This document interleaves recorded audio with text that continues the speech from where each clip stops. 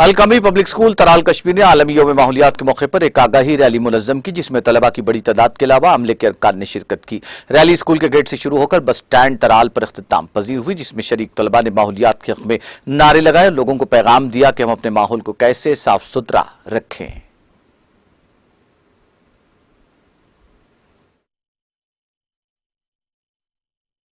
Assalamu alaikum warahmatullahi wabarakatuh. My name is Joseph Shakil and I am a student of class 8th in Kami Public School, Tral. As we all know that today is 5th of June and this day is celebrated as the World Environment Day.